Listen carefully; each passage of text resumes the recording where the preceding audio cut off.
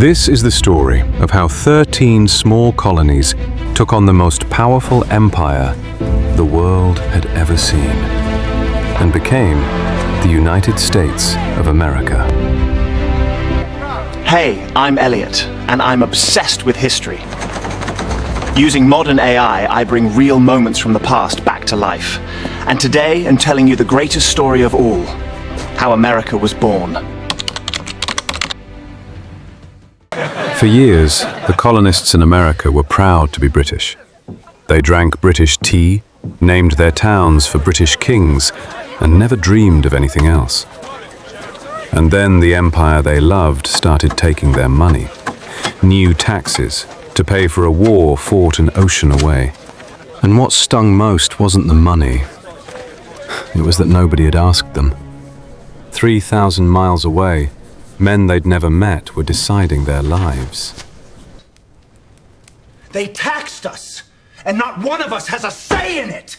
Yeah! You just say! But all that anger soon settled on one thing: the tax on tea.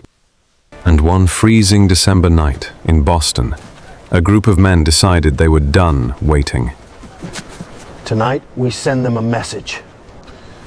Every last chest into the harbor.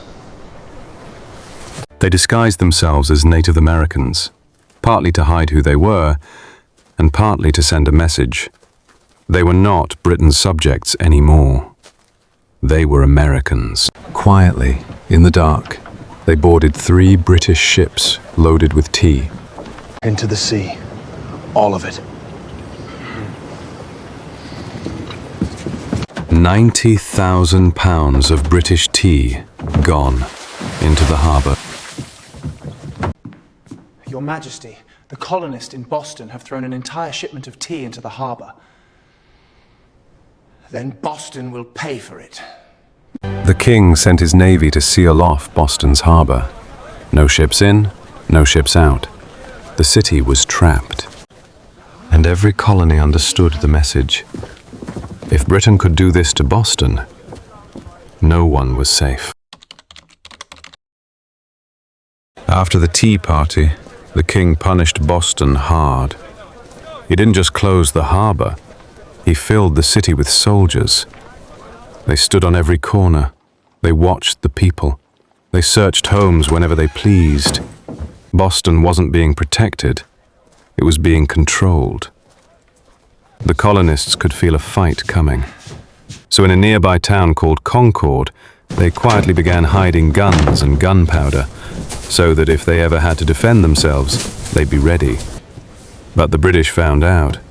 They didn't march out to attack, they marched out to take those weapons. Disarm the colonists, and they couldn't fight back. So on the night of April 18th, hundreds of British soldiers left Boston and marched into the countryside, heading for Concord to seize the hidden guns. The towns in their path had to be warned. So the colonists used a signal they'd agreed on. Lanterns hung high in a church tower, ready to warn the countryside the moment the soldiers moved.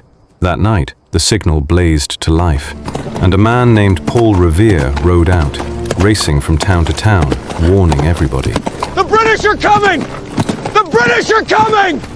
Paul Revere wasn't a soldier.